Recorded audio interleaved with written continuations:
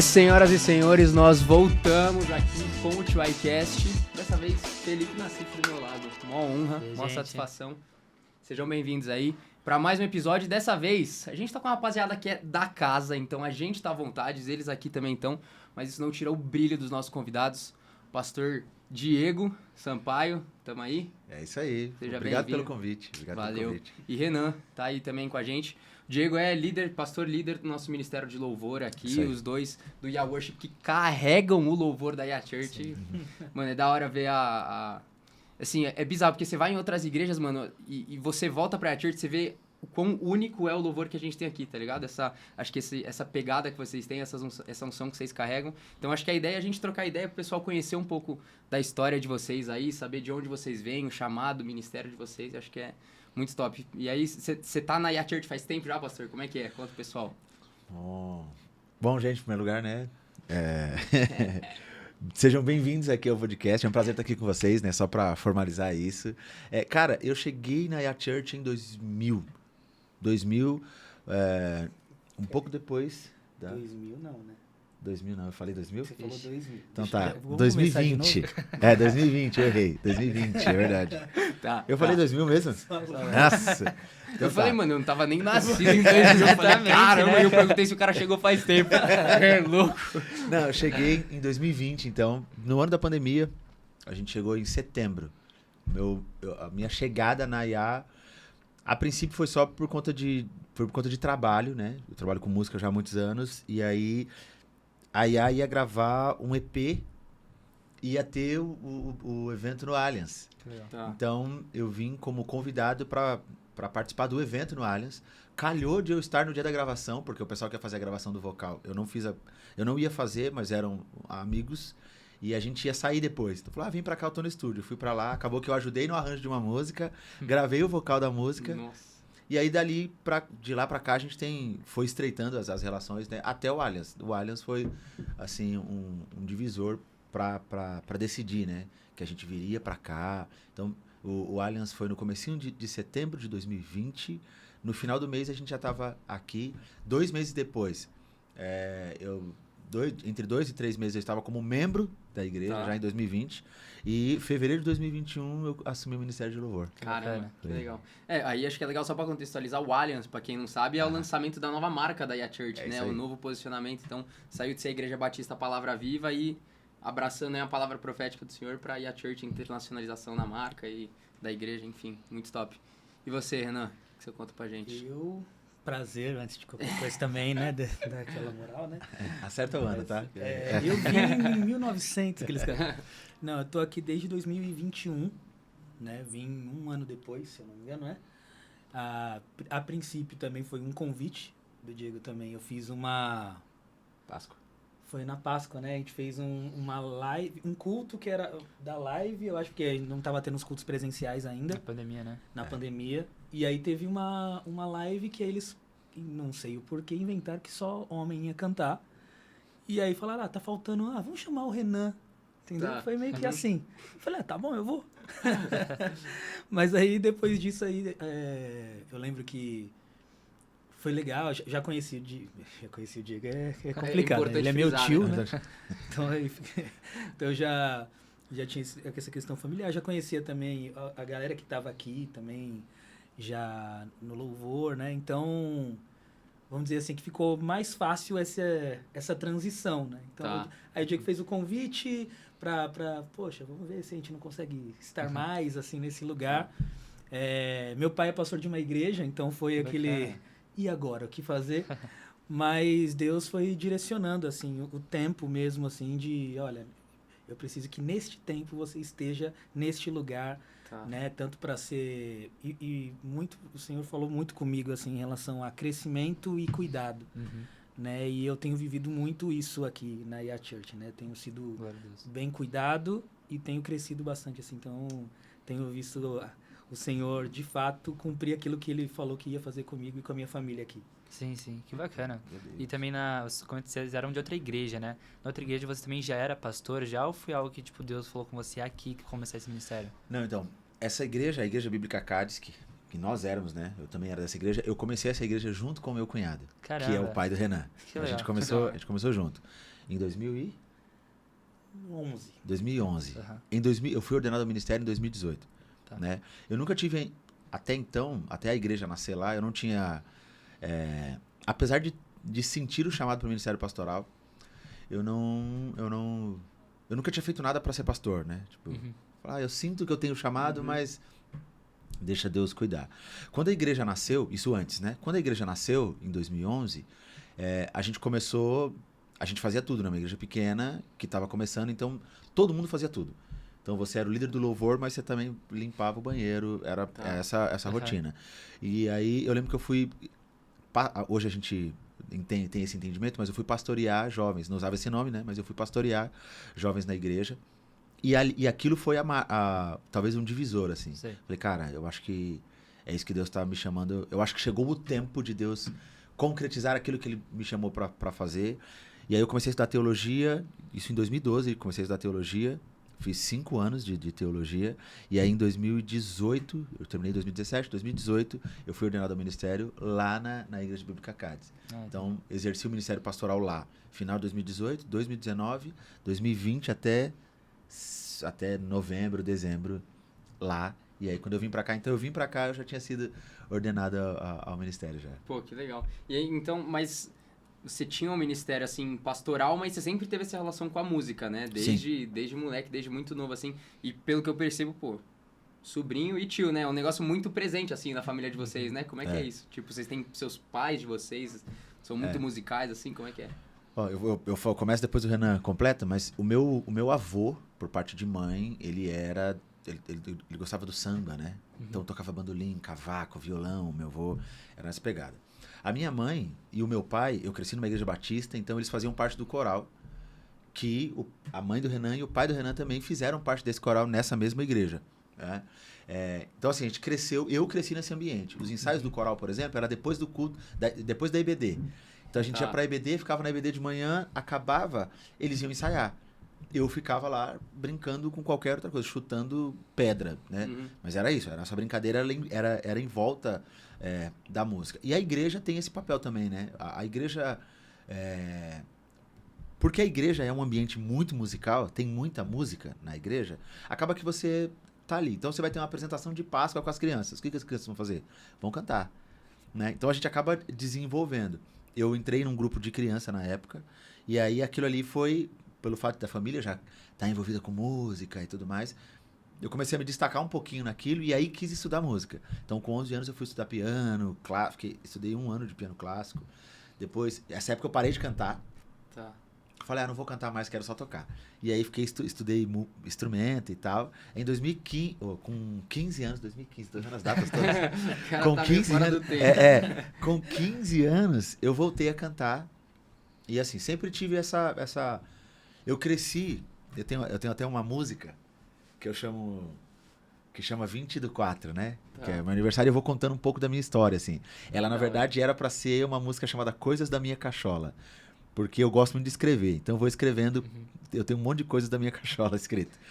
E aí, na 20 do 4, que era pra ser só uma poesia, mas virou um rap, eu conto essa história, né? Eu cresci num conjunto habitacional, e aí...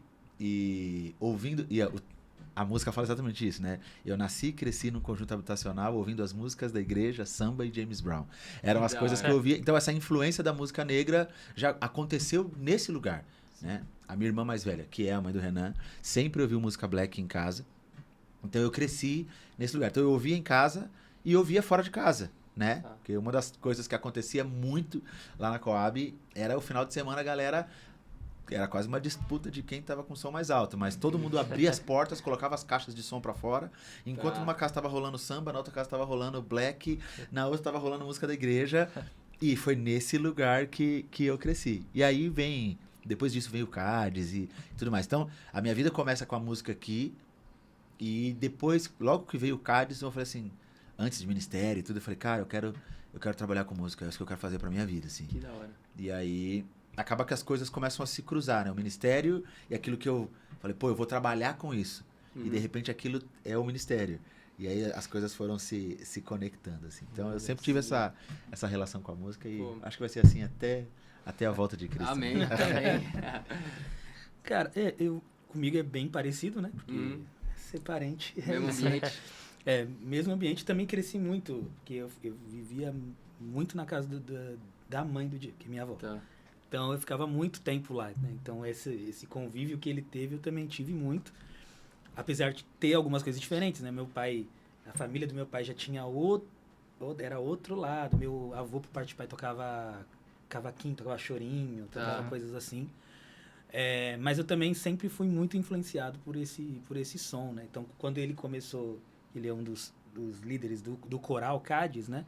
Eu tinha 11 anos. Então, eu com 11, 12 anos, já ouvi ele cantando no coral, falando, nossa, esse negócio é da hora, eu vou cantar.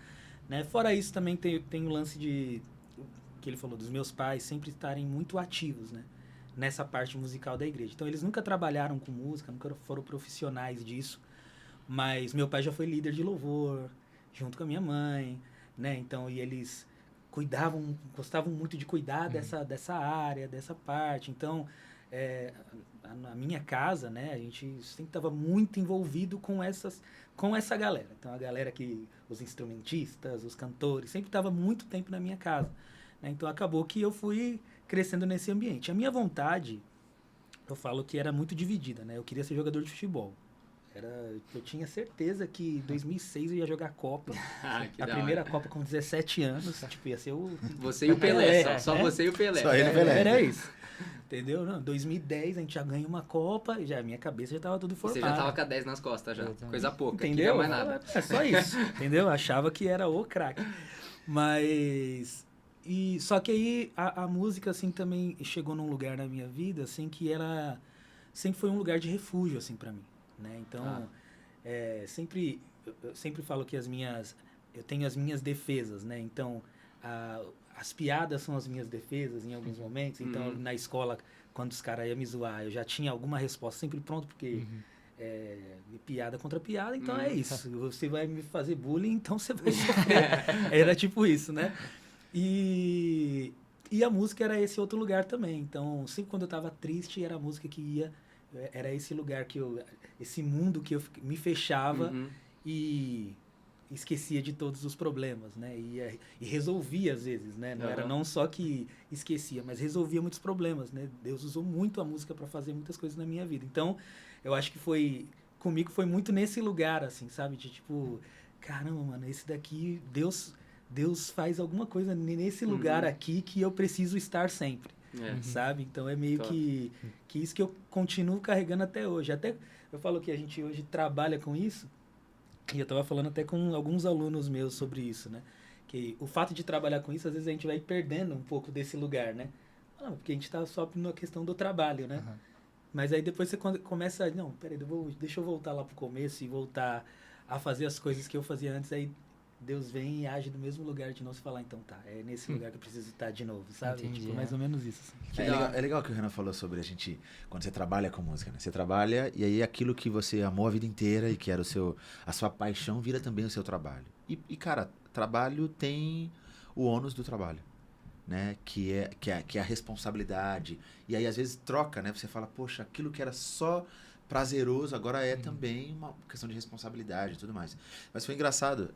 Eu tava de férias em janeiro, e aí a gente foi viajar e tal, e voltando, eu comecei a ouvir um monte de músicas antigas, assim, músicas que eu ouvia e tal. E aí eu acho que eu ouvi playlist aleatória, tocou uma, e eu falei, falei pra Lana, eu ouvi essa música, eu ficava no quarto da minha mãe com um radinho e ouvia, e eu chorava. Falei, naquela época eu não entendia nada de inglês. Mas eu chorava e tal. E aí eu falei, depois eu fui entendendo que essa música fala isso e tal. E aí aquilo eu falei, nossa, e essa aqui? Aí eu ia trocando as músicas, E aí enquanto eu ouvia, aquilo encheu o meu coração de novo, assim, né? Enchia o meu coração. E aí eu lembro que eu falei pra ela assim, eu falei, nossa, é engraçado que eu escuto isso e sempre me vem uma vontade de chorar. Falei, eu queria entender por quê. Aí a Lana falou assim, ela falou, Diego, isso é porque tem a ver com aquilo que Deus chamou você pra fazer. Então, toda vez que você volta para essas músicas, talvez, isso te lembra, te coloca de novo nesse lugar do que Deus chamou, sobre o seu chamado, né? Sobre aquele despertamento. Talvez na época eu não entendia que era chamado. Eu só ouvia a música e achava aquilo incrível e me permitia ser tocado por ela sem entender uma palavra, né? E aí, quando eu volto para esse lugar, eu volto para aquele lugar do entendimento do chamado. E aí ressignifica, né? E ressignifica... Não é ressignificar como algo novo. Ressignifica colocando de novo no lugar. Você né? traz vida nova, Você né? traz vida nova para aquilo. E você fala, então é isso aqui. Não é sobre trabalho. É sobre aquilo que Deus me chamou para fazer. E é por isso que a música me move em muitas coisas, né? Aquilo que fala na palavra em Jeremias, né? Trazer à memória aquilo que traz esperança. É tipo, você volta para um lugar que te impulsionou, né? Que te fez chegar onde você tá hoje. E eu tenho muito essa brisa, mano. Assim, Pô, sou zero da música. Mano, minha mãe, acho que assim, meus pais me colocaram pra fazer aula de violão durante uns 8 anos da minha vida. E, velho, não sai nada hoje, absolutamente nada. Tipo assim, compensação, aula de inglês, fiz durante 8 anos, falo hoje. Tipo, outras coisas que a minha mãe colocou pra fazer, hoje eu, tipo assim, ainda toco alguma coisa, sabe? Mas, mano, música é o tipo da coisa que eu manjo zero, mas eu sou apaixonado, assim. Eu acho que tem e esse que é o ponto, tipo, acho que a música tem um poder que... Não sei se alguém no mundo sabe explicar, né? Tipo, o que vem por trás da música, assim. Mas eu acho que tem essa... É justamente esse mistério que faz com que as pessoas se encantem tanto pelo ministério da música, assim. E eu acho que é legal ver vocês dois contando a história de vocês, que não é... porque tem muita gente que começa a história em um lugar e Deus chama pra outro, né? Vocês, a música é algo que já estava presente, assim, desde que vocês são moleques, desde que vocês estão crescendo, e o Senhor vem usando, assim, e alinhando os dois lados, né? Acho que isso é muito top. E aí vocês também, acho que é da hora contar pro pessoal a parte da companhia em si, né? Sim. Da hora contar essa história, pessoal. Conta aí. Eu começo de novo. Cara, em 2019, 2018, apesar de ter sido o ano da minha consagração, foi um ano muito difícil em muitas áreas da minha vida, assim. E em 2019, eu lembro que eu ainda estava meio perdido com essas áreas, assim. E aí calhou de... A gente sabia que o Nissi estava fazendo um musical, que era o Rua Azusa, que a gente viu que estava anunciando.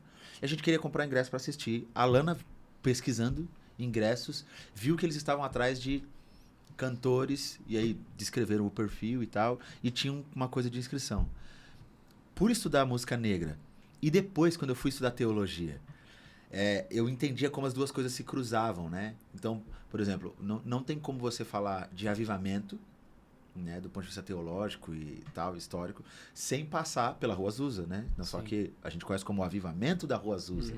E toda essa questão musical, porque se você estuda música negra, a música gospel americana, ela passa, o que a gente conhece de música gospel passa por dentro do avivamento da Rua Azusa e tudo mais. Então eu já sabia um pouco e aí a Lana viu que estava tendo inscrição para fazer teste, que eles iam precisar de mais gente. A Lana falou, Diego, você precisa fazer.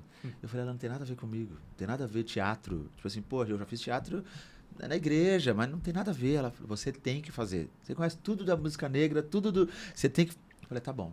E aí fui tentando deixar passar. Tipo assim, não vou fazer, fingi que... E aí eu lembro que o último dia, a primeira coisa que eu fiz foi abrir a porta, no final do dia, cheguei em casa, ela falou, você mandou o vídeo? Eu falei, não. Ela falou, então você entra pro quarto, só fala comigo depois que você mandar o vídeo. Então eu entrei muito assim, tá bom. Olhei e falei, é música Amazing Grace. Falei, acho que eu já gravei essa música. Olhei no meu Instagram, achei que já tinha cantado um trechinho. Eu não me dei o trabalho de gravar. Eu tava tão desacreditado. Eu entrei e baixei o vídeo. E aí mandei no número de WhatsApp que tinha, mandei e tal, mandei os dados que precisavam. Passou 10 minutos, a pessoa me respondeu. Oi, tudo bem? Você pode me confirmar seu nome? Eu falei, Diego Sampaio e tal. Aí a pessoa demorou mais um pouquinho e falou assim, você já foi aprovado na primeira fase. Eu preciso que você esteja aqui no sábado, tal hora. Eu lembro que eu saí de lá e falei, tá bom, ainda brinquei com a Lana, né? Tentei fazer pra ver se ela podia ir, a pessoa falou, não dá, é só pra quem mandou mesmo, pra quem fez a inscrição. Eu ainda brinquei com a Lana, falei, tá vendo? Pelo menos eu vou assistir a peça. Sem pagar nada. E aí fui, cara, me encantei pela peça, pela história, e assisti e falei assim, cara, eu preciso fazer parte disso aqui. Falei, não sei como, nem que seja pra arrastar cenário, eu quero fazer parte.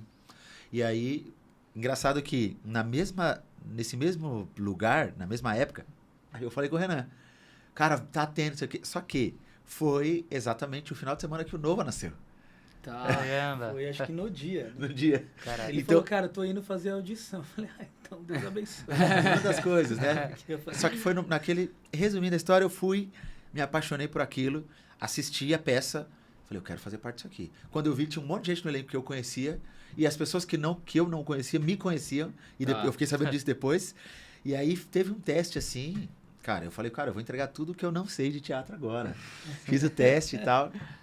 Isso foi num sábado, no domingo a moça me respondeu, falou, ó, você foi aprovado, você precisa estar aqui no teatro amanhã, para pelo menos para cantar na coxia. E aí, resumindo ainda mais a história, eu comecei ali, eu sou o cara que tudo que eu vou fazer, tudo que eu me interesso, eu vou pesquisar, eu quero saber, sabe assim? O microfone, cara, TDAH o nome. Eu sou assim, então eu fico... Então foi curioso, assim, curioso de conhecer. Fome de conhecimento. E aí, ao mesmo tempo eu lembro que Deus, a gente está acostumado a liderar nos lugares. Quando eu cheguei e as pessoas me conheciam, já foram me dando coisas para fazer. Cara, eu preciso que você faça um arranjo para isso aqui. E aí eu fiz o arranjo, fiz coisas, mas Deus falou para mim assim, ó, agora eu quero que você esteja aqui somente para aprender. Que da hora. E eu falei, tá bom, então eu tô aqui para aprender. Então, não só que os primeiros 3 meses eu não usava nem microfone. Eu era ensemble, assim, era o cara da galera, assim, entendeu? Não usava nada, os primeiros 3 meses. Depois disso foi que eu ganhei uma cena mesmo, e aí comecei a ficar com o microfone fazendo coro o tempo inteiro. Por mais que eu cantasse, eu não tinha a experiência que as outras pessoas tinham com o teatro. E aí eu me apaixonei pelo teatro, cara. E aí no caso, fiz o Azusa, eu só não fiz o primeiro mês de Azusa, né? O primeiro mês e 17 dias. Depois fiz a temporada, todas as outras temporadas que vieram. Nesse período teve a audição para um outro musical que eles iam fazer, porque a Azusa ia para o Rio de Janeiro. E aí foi onde o Renan e a Alana fizeram a audição para a Radassa. O Renan passou para a Radassa, a Alana passou para a Azusa. Falaram assim, você tem mais perfil Azusa, então vai fazer a Azusa. A Alana foi comigo fazer, a gente fez Rio de Janeiro e tal. Depois disso veio a pandemia. Pós-pandemia, quando voltou a Azusa, eu fiz a Azusa. Foi Radassa, me convidaram para fazer Radassa, e aí eu fui fazer o vilão de Radassa. Sim, que foi o que você fez aqui, que apresentou aqui na igreja, né? Não, pior que não é. Não é? Não é. Daí é outro vilão, aí ele começou a gostar de ser vilão. Entendi. Começaram a ver que eu tinha perfil para vilão, né? Ele não sou pastor, que isso? E aí eu fiz o vilão de Radassa, e depois a gente fez Dr. King. Mas aí foi esses 5 anos, assim, foram 5 anos de um aprendizado sensacional, assim, até mesmo de abrir a mente sobre arte, né, e de buscar conhecer, como eu sou esse cara curioso, né, então eu falei, não, eu quero aprender, o que eu posso aprender, eu quero, e aí foi muito legal que no Luther King eu fiz a parte de assistência e de direção, né, então eu saí de um lugar que eu não sabia nada e de repente estou ajudando na parte de direção, assim, foi muito legal, e eu entendo agora, todos esses anos e de aprendizado e de crescimento para o que a gente está fazendo hoje, o que a gente está construindo aqui na igreja. Que glória a Deus. É isso. Aqueles caras. Não, comigo foi bem parecido. Então, eu fiz o teste pro Radassa, né? Eu tenho até um amigo nosso que fazia o teatro com a gente, o Rafael, que ele fez a audição no mesmo dia que eu, né? Aí eu fui fazer a audição também. Eu falei, na minha cabeça eu tava assim, ó, se eu passar, eu tava muito tranquilo, assim. Eu também sou muito parecido a algumas coisas, né? Então, tipo assim, deu o dia de mandar o vídeo, eu não mandei o vídeo também. Aí a minha esposa também, mas você não vai mandar? Eu falei, agora já passou. Ela, mas sempre tem a mulher mandar. empurrando os caras, né? É tipo A assim, mesma ó, vibe, né? vai A mesma trabalhar. vibe, tá ligado? A mulher falou, vai trabalhar, né? Vai trabalhar. E aí, tipo assim, eu gravei um vídeo, tipo assim, beleza. Aí chamaram pra fazer a audição. Eu lembro que a Lana tava todo mundo, e aí, você estudou? Eu falei, eu tô em paz. Se for pra passar, passou. Tô tranquilo, vai ser outra história, nem sei a história direito. Porque eles não falaram o que era, né? Era só o nome, Radassa. Tá. Falei, deve ser a história de uma menina chamada Radassa e é isso. Legal, tá bom. E foi muito engraçado, porque aí eu fui fazer o teste e falei, beleza, eu vou cantar. Cantar eu já cantei a minha vida inteira, então eu vou cantar. Só que aí na hora de atuar, eu falei, mano, vou pegar uma história bíblica, é de crente. Vou pegar uma história bíblica e fazer alguma coisa. Aí esse amigo meu, ele falou assim, mano, que a primeira coisa que foi, eles pediram pra eu cantar. Aí ele falou que ele tava atrás de mim na fileira, tipo assim, depois de mim era ele. Ele falou, mano, você começou a cantar? Eu falei, mano, não vou conseguir passar no teste. Mas aí você começou a atuar. Eu falei, então dá chance. E foi bem assim, mano. A diretora, a Naná também, toda vez que ela me encontra hoje, todas as vezes ela fala, nossa, eu não sabia o que fazer quando você chegou aqui. Olha que bom ver onde você chegou e tal, né? Porque é igual eu digo, assim, eu nunca... A gente já tinha assistido, assim, mas sempre o fato da gente ser da periferia e tudo, a gente não tinha acesso a essas coisas. Então a única coisa... E no teatro era um negócio irreal, tipo, não era da rotina. Exatamente. A única coisa de teatro que às vezes acontecia era dentro da igreja mesmo. Coisa local, né? E é aquele negócio de teatro de igreja, tipo assim, faz aí, entendeu? Era esse lugar. Então, no Radassa eu tive um tempo assim, a gente ficou 3 meses em preparação, antes de estrear. Então, e aí foi nesse tempo que aí foi praticamente um mini curso, assim, que eu tive, assim, primeiro, estar perto de outras pessoas que sempre faziam, né, pessoas consagradas, pessoas que trabalharam já na TV, novela, e estavam lá fazendo junto comigo, assim. Então foi nesse lugar que você foi aprendendo, vai crescendo, aí vai trocando muita figurinha, assim. E o bom lá do que aconteceu no Inicia, assim, nesse tempo, que até, tipo assim, já teve uma galera que não era cristã que fazia parte. E o que eles mais falavam, assim, se encantavam, falou assim, esse lugar de empatia que existia ali dentro, assim. Que não é comum, né, no meio da arte. Fora da igreja não é comum. É sempre um querendo dar tirar o outro. Querendo passar por cima, né? Se você cair, é bom que eu tenho espaço para pegar o seu lugar. É tipo isso. Caramba. E lá era o contrário, assim. Então era, por exemplo, tinha alguma coisa relacionada à música, a gente que tinha mais experiência ia, mano, é isso, vamos lá, ó, canta isso aqui, vamos fazer desse jeito. Quando era alguma coisa de atuação, essa galera vinha, e era muito essa troca, assim. Então, cara, eu acho que o que mais me encantou nesse início, e eu acho que com o Diego também aconteceu muito isso, era você ver tantas pessoas dispostas a fazer algo com excelência no mesmo lugar, assim. Que eu falei, e eu não estava acostumado com isso, apesar de, tipo, de cantar na igreja, de ter o louvor, assim, a gente sabia que, infelizmente, a gente tem um lugar, acho que do Brasil mesmo, brasileiro, que tipo assim, mano, vamos fazendo o que dá e é isso. E aí quando você vê, tipo assim, 30 pessoas, todas muito focadas em, tipo, cara, vamos dar vida aqui. Tirar o melhor. Entende? Cara, isso me animava, assim, demais. E eu tava numa fase bem difícil, porque eu lembro que minha esposa... Ela trabalhava com algumas marcas e tal, aí veio a gravidez, aí perdeu o contrato com as marcas e tal, aí eu tinha parado de dar aula, tive que voltar a dar aula, e aí nessa época eu tava fazendo Uber. Caramba! Então, aí eu tava fazendo Uber, indo pro ensaio, esse tempo de preparação, a gente ficava das 10 da manhã até as 6 da tarde, ensaiando, correndo, andando, pulando e fazendo um monte de coisa. Então eu acordava tipo 5 da manhã, fazia Uber, até as 10 da manhã já ia direto pro teatro e voltava fazendo Uber. Tá. Caramba, tipo, que correria da hora, mano. Até o tempo que eu tava quase... Meu filho com 3 meses, então chegava em casa ainda... malabarismo, né? Exatamente. Malabarismo. Então, mas aí, depois que, beleza, passou o tempo de preparação, assim, aí a história, se só, quando comecei a entender a história do que falava Radassa, que foi o primeiro musical que eu fiz, falava de muitas coisas que eu já tinha vivenciado, e Deus já tinha falado que ia me usar para falar sobre aquele assunto, falar sobre depressão, falar sobre coisas relacionadas a isso.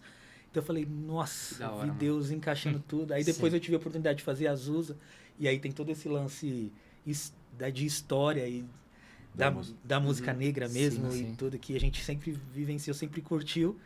Então, cara, eu me senti ali muito privilegiado de estar naquele lugar, sabe? E, tipo assim, é muito louco como às vezes a gente começa algo, às vezes, talvez até de ser pretensioso, sabe? E Deus mesmo assim, ele já estende graça, porque ele sabe que lá na frente vai sair um resultado daquilo, né? Sim. Então é só depois de um processo, às vezes, longo, né? Às vezes até um pouco mais curto, a gente vai assim, caramba, tipo... Às vezes a gente entra com a cabeça naquilo, tipo assim, vou só fazer, tipo, básico.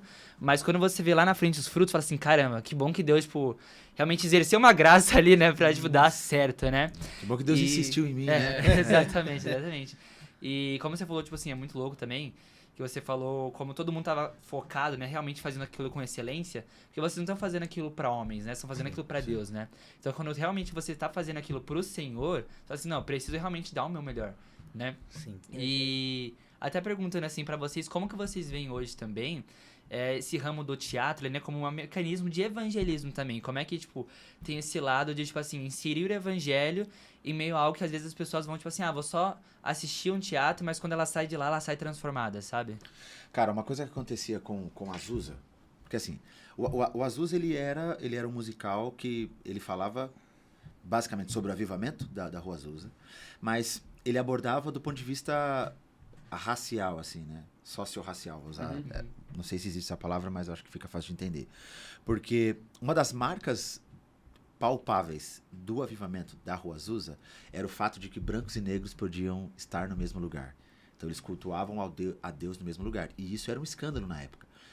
Pessoas brancas e pretas não estavam no mesmo lugar. Elas não ficavam no mesmo lugar. Algumas notícias da época, alguns jornais noticiavam, né, como era um escândalo aquilo. E as mulheres, mulheres brancas falando em línguas que ninguém entende, no meio de pessoas, sabe assim? Então tinha toda essa discussão. Então era legal falar sobre essa mensagem nesse contexto, e isso abriu uma porta. Então as pessoas chegavam lá, tinha esse ambiente de culto, que as pessoas chegavam para um teatro e de repente elas saíam de lá com tipo assim, cara, o que aconteceu aqui? Porque rolava a ministração, quando a gente fazia a boa parte da temporada, a gente fez com a banda ao vivo. Então tinha uma personagem chamada Miss Califórnia e ela meio que catalisava toda a história, assim. Então no final ela era uma prostituta que se converteu. Pensar nessa história, uma prostituta negra que se converte, e aí de repente ela tá ali pregando a minha mensagem para as pessoas que estavam ali assistindo, né? Quem interpretava no começo quando eu entrei era a Jéssica Augusto. Então, cara, era sensacional o que acontecia. Então, depois de um tempo a gente começava a descer no meio do espetáculo, começava a orar pelas pessoas no teatro e tal. Então, isso acontecia, essa transformação. E a questão do teatro como ferramenta, tinha uma coisa que o Kaique falava, e isso foi um gatilho, assim, pra pegar essa mensagem, né? Ele falava, gente, talvez uma pessoa, ela não vai parar pra te ouvir 20 minutos pra você pregar o evangelho pra ela. Ele falou, mas o cara que vem pra um espetáculo de teatro, ele pagou o ingresso pra assistir 3 horas. Ele falou, durante 3 horas, aquela pessoa está sentada na cadeira, assistindo você entregar a mensagem que você tem para entregar. Qual é a mensagem que você... Ele falou, qual é a mensagem que você tem para entregar? Ele falou assim, mais do que a história. A história por si só tem uma mensagem. Mas o que você... Como você entra no palco? Como você entra na hora da cena? Você fala, cara, o cara tá me ouvindo há 3 horas. É a chance que a gente tem de pregar o evangelho para essa pessoa. Então a gente começou a ver o teatro nesse lugar de, cara... Que ferramenta sensacional. E uma das coisas que a gente aprendeu muito com o Nici, tentando linkar esses assuntos todos, quando o Renan falou da excelência, era a gente buscava não deixar nada a perder para qualquer outro espetáculo. Então, com o Azusa foi o que teve uma grande explosão, porque ninguém esperava. Só para vocês terem uma ideia, o Azusa era para ficar 1 mês em cartaz.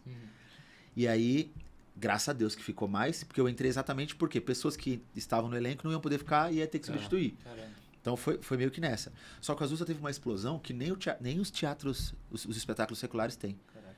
Tipo assim, 9 meses de espetáculo lotado todas as sessões. Você tinha que esperar 2 semanas para conseguir comprar o ingresso, né? Isso chamou a atenção do cenário secular, né? Do teatro musical. E aí a galera do teatro musical secular, pessoas que consumiam teatro sem ser teatro cristão, os consumidores de teatro, começaram a saber que tinha um espetáculo acontecendo e eles queriam assistir. Então, olha que oportunidade sensacional. Um espetáculo que era feito com excelência, bem feito do ponto de vista técnico, com uma mensagem de Deus, começou a chamar a atenção das pessoas de fora. As pessoas de fora que vieram, não vieram porque... ou a princípio, fiquei sabendo que está acontecendo um avivamento no teatro na Brigadeiro. Não, eles vieram porque alguém falou para eles, cara, eu fui assistir um espetáculo, e o espetáculo é sensacional, a galera canta demais. Eles vieram por isso. Só que quando chegaram lá, a gente tinha uma mensagem e tinha uma entrega, né? Então, é importante a gente fazer esse link das coisas. Tudo que Deus dá pra gente de habilidade é um meio, nunca é um fim. Né? Pessoas que mexem com arte, seja ela qual for, a gente tem um problema e a gente corre o risco de achar que a habilidade que Deus deu é um fim em si próprio. Mas não é. É só um meio para alguma coisa. Então, a arte que a gente faz com excelência, ela é um meio para alguma coisa. Às vezes, a pessoa não vai vir atraída pela minha mensagem. Se você falar, poxa, eu vou fazer um espetáculo que fala a crucificação de Cristo. Cara, talvez a pessoa não vai vir por causa da mensagem. Especialmente se a mensagem for uma mensagem que deixa muito claro o que é.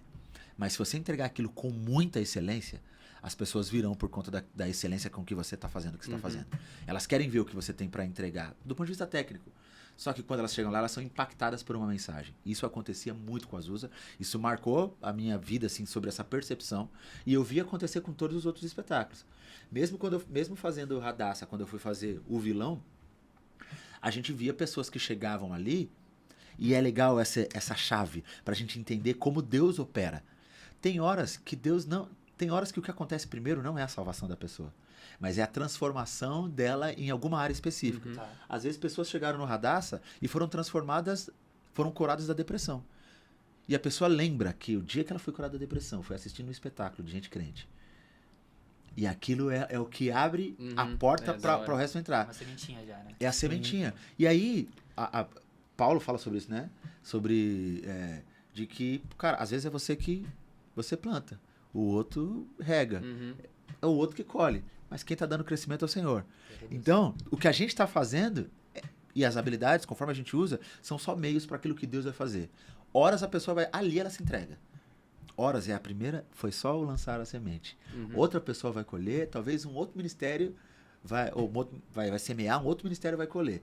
Mas Deus começou através daquilo, sabe? Então, eu acho que também tem muito a ver em relação a isso, até do que a gente estava falando em relação à música, né? Que Deus tem uma coisa diferente com relação à arte no âmbito geral. Sim. Mesmo, né? Então, e no teatro foi muito legal, porque o Diego falou muito do Azusa, que era um espetáculo muito mais fervoroso, né? Ele era muito mais quente, assim, então, e falava de avivamento, então, aí era manto atrás de manto, né?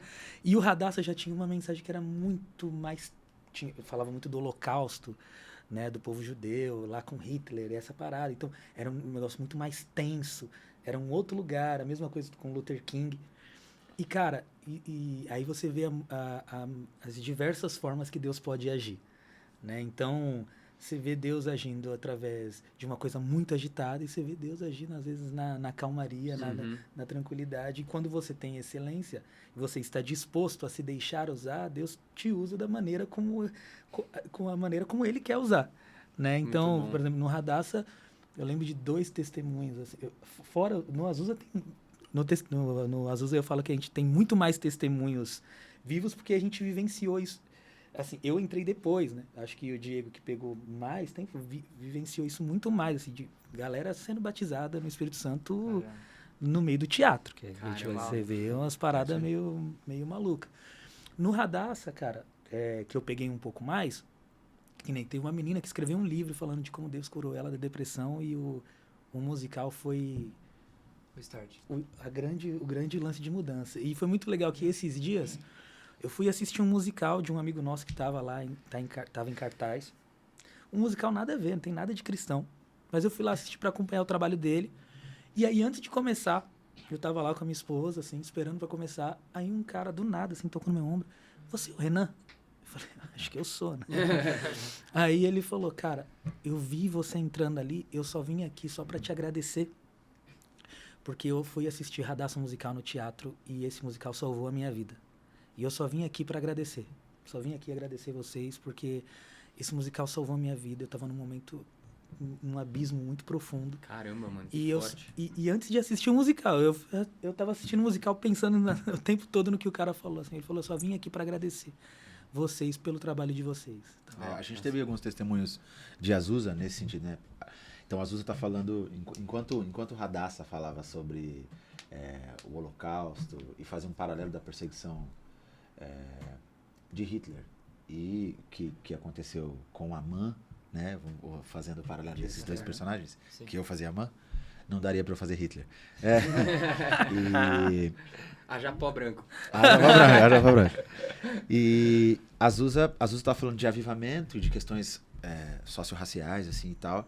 E foi muito legal. Uma vez a gente, no final do espetáculo, tinha um personagem no Azusa que era um pastor, mas que ele nunca se declarou racista durante a vida.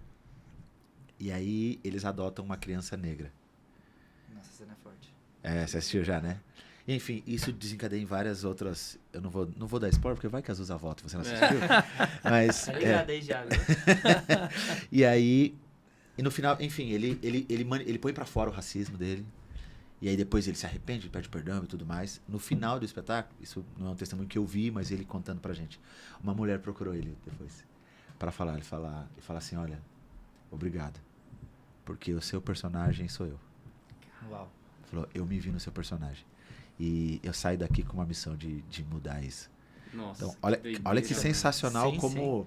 Né? E quantas outras pessoas pretas que, por assistirem aquilo, falam, cara, foi um divisor de águas pra mim por ver que Deus se importa. Sim. Sabe? Uma questão que a gente tira do contexto da igreja, né? E aí a gente acaba mascarando como se não existisse. E aí a pessoa vê num espetáculo aquilo sendo retratado e como... Porque a parte da mensagem central é que o avivamento que aconteceu na Rua Azusa causou uma transformação tão grande nas pessoas que as pessoas que estavam recebendo aquele avivamento recebiam dons do Espírito, mas recebiam o dom do amor e conseguiam olhar as pessoas como iguais. Por isso que brancos e negros conseguiam estar juntos adorando ao único Deus, né?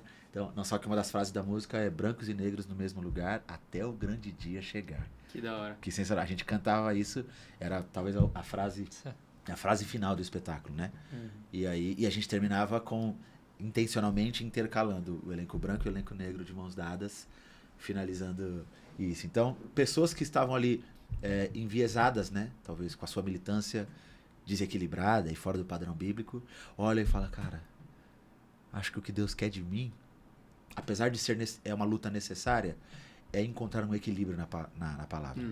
Outras pessoas que falam, cara, Deus se importa comigo. Né? Consegui ver Deus se importando. Pessoas que saíram de lá falando também, cara, eu preciso mudar. Sabe? Então isso é sensacional. Mano, eu acho que um negócio que é muito legal, você olha assim, principalmente olhando pra história da Rua Azusa, olha pro Antigo Testamento, e o Antigo Testamento ele é constantemente o povo de Israel contando as maravilhas que Deus fez no meio deles, para alimentar a esperança das pessoas. E eu acho que, além de você buscar através do teatro alcançar a vida das pessoas que não são convertidas, buscar trazer transformação para a vida dessas pessoas, é o que edifica muito a igreja também, né? De contar uma história daquilo que Deus fez, edifica a fé, traz vida nova, aquilo que você estava falando no começo, de não mudar o significado, mas de lembrar as pessoas daquilo que Deus já fez no meio delas. E aí eu acredito muito que isso tem um poder de transformação muito grande, porque hoje a gente ainda bebe da fonte do que foi ali, né? Tanto teologicamente, você pega igrejas que saíram dali, acho que a Assembleia de Deus, ela sai daquele contexto da Rua Azusa. A música black você pega saindo daquele contexto ali também, transformando tudo. Então, o quanto que as coisas que a gente vive hoje são consequência desse lugar, do que essas pessoas plantaram nesse lugar, né? E poder contar essa história, acho que é um privilégio também pra vocês, né? Nossa, sensacional. Eu não sei nem... Eu lembro que no dia de fazer a audição, perguntaram, né? A gente teve, então, a audição por vídeo, depois a gente fez uma cena lá, a gente cantou, foi muito rápido, e a gente sentou e o Kaique falou, tá, o que é essa história? O que você viu hoje significa pra você? E eu lembro de falar isso, né? Falei, cara, é sensacional poder ter visto essa história, ver aqui, porque eu estudei eu estudo a música negra e a história a história afro-americana, assim, há muitos anos. E tudo isso passa por dentro da Rua Azusa. Então, ter visto isso aqui é sensacional. E depois de um tempo poder fazer parte, então, sem palavras. Muito top. E o que você vê, assim, você fala que você estudou durante muito tempo, mano, como que você vê, você falou que você estudou a música negra e teologia, como que você vê essas duas coisas se encaixando, até porque hoje a essência da igreja brasileira, essa igreja que vive o poder do evangelho mesmo, é a Assembleia de Deus, que saiu exatamente desse movimento, né? Sim. Então, como que você vê essas coisas se aplicando hoje com profundidade, assim, dentro da nossa realidade da igreja brasileira? Cara... Perguntinha difícil, né, mano? Perguntinha chata. Camadas. Pessoal, no próximo episódio... Não, mas é legal, a gente tem que pensar nisso. A ideia, o pentecostalismo moderno, a gente tem essa marca, né? Talvez a Rua Azusa, o avivamento da Rua Azusa marca esse pentecostalismo moderno, né? Que vai impactar o nascimento da Assembleia de Deus, porque os missionários que vieram para o Brasil e que criaram a Assembleia de Deus em Belém, vieram do que aconteceu na Rua Azusa. Então, motivados por tudo aquilo que Deus estava fazendo lá na Rua Azusa, eles saíram de lá e vieram evangelizar os países na América do Sul, chegaram no Brasil, começaram um trabalho de evangelismo lá.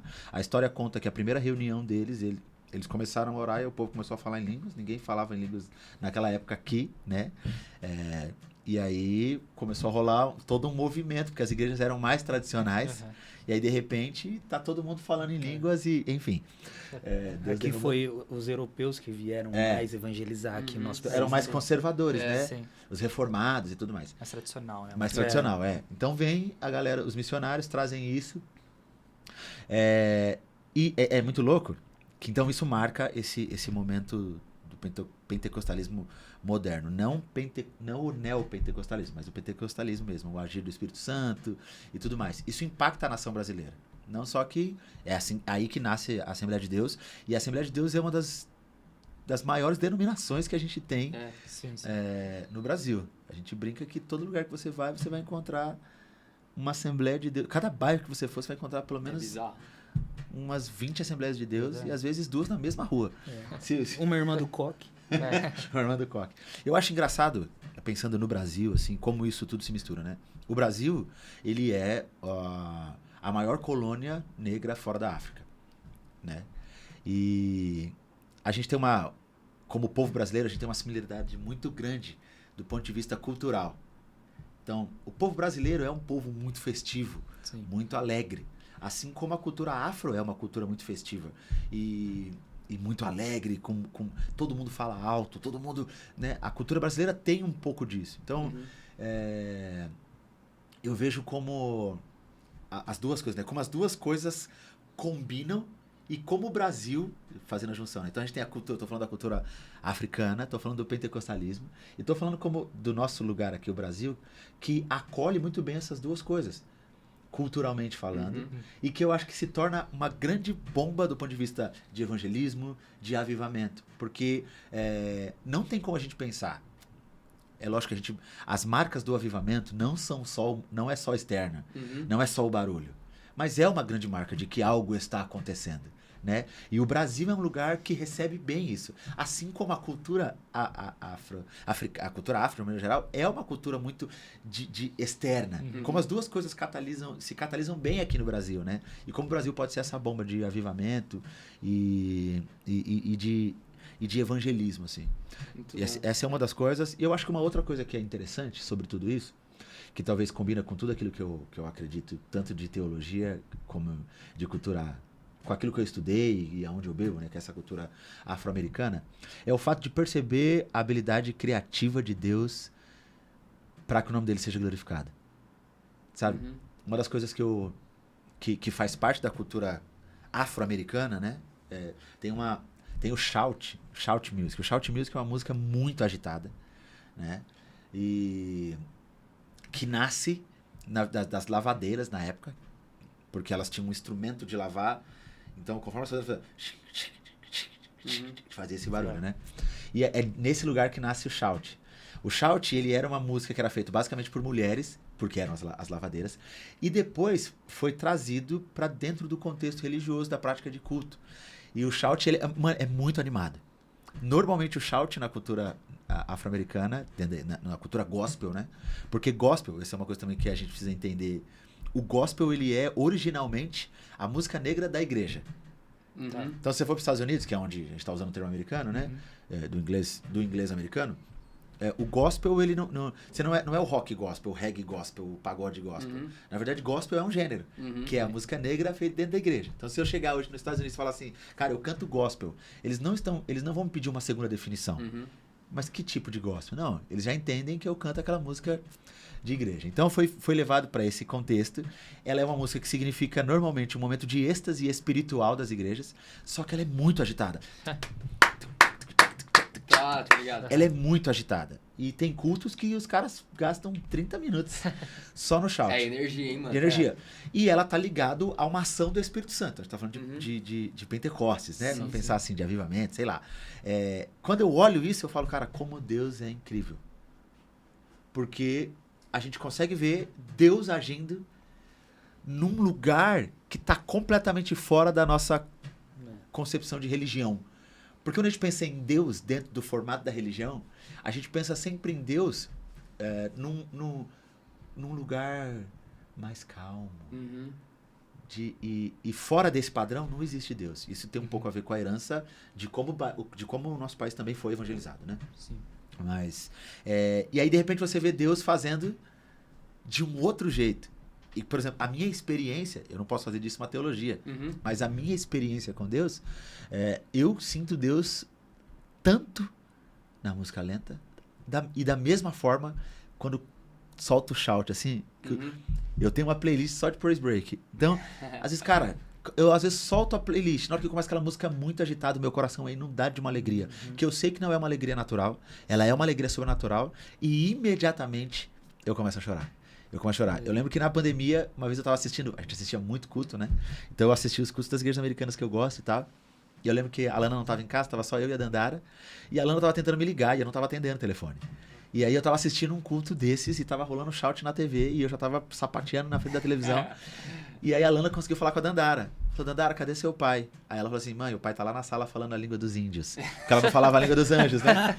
O pai tá lá na sala dançando e falando a língua dos índios. Cara, e eu movido por uma alegria, por um negócio assim.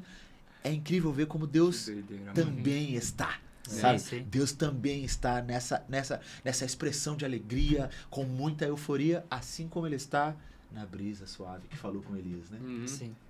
Ele está no mesmo lugar. Deus, ele está nesses lugares. E a gente não pode prender Deus. Eu acho que isso também Limitar, combina. né? Limitar. A gente pode, talvez, fazer essa junção do ponto de vista teológico e da cultura, né? Uhum. Do ponto de vista cultural, você vê Deus agindo, talvez, fora do nosso entendimento. Durante muito tempo eu fiquei tentando entender Deus, mas será que isso aqui não é só do meu coração? E de repente eu entendi que eu falei, cara, essa alegria que eu sinto quando eu escuto isso aqui Uhum. não é natural. Isso Ela é sobrenatural, sabe? Que da hora. Muito bom, mano. Pra quem não sabe, a gente tá gravando esse episódio aqui. Hoje é dia 28 de fevereiro, às 6 horas da tarde. Daqui 1 hora começa a primeira sessão do Desblocados. Yeah. E a gente vai ter o privilégio de ter esses caras aqui no altar cantando pra gente, derramando muito disso que vocês trouxeram aí pra gente, mano. Então, glória a Deus pela vida de vocês. Amém. Seja um tempo de bênção aqui no Desblocados, mas que o Senhor continue abençoando o ministério de vocês aí também. Amém. Prazer Glória a poder Deus. desfrutar desse tempo aqui com vocês, ter vocês dentro da igreja. E é isso. Gostoso demais, né? Poder conhecer assim por trás, porque é muito louco, mas às vezes a gente se acostuma em só ver, tipo, às vezes vocês cantando, né, de domingo e tal, mas não conhece o por trás, né? Sim. Não sabe tudo que carrega, né, o conhecimento, né, e tudo aquilo que Deus tem depositado na vida de vocês, né? Então até, isso gera até uma conexão maior, né? Pra falar assim, caramba, tipo assim, eu sei o que ele carrega, né? Por que ele passou, né? Não foi só, tipo, cheguei aqui e já tô cantando. Né? Então foi maravilhoso, né? E poder agora, daqui a pouco, tá também nos Desblocados, né? A gente vai ter sessão ao vivo, tá bom? Né? Do Desblocados, né? vai. Então, se você tá vendo isso depois, vai lá, assiste a nossa live, né? Que vai ser muito bom.